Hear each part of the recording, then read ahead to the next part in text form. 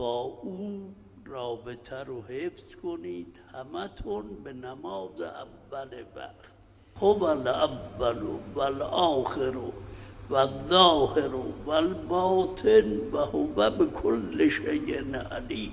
کلمه دوم، امام زمان رو فراموش نکنید.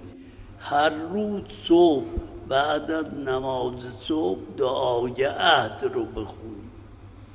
حالا رسیدن به خدا خیلی مشکله.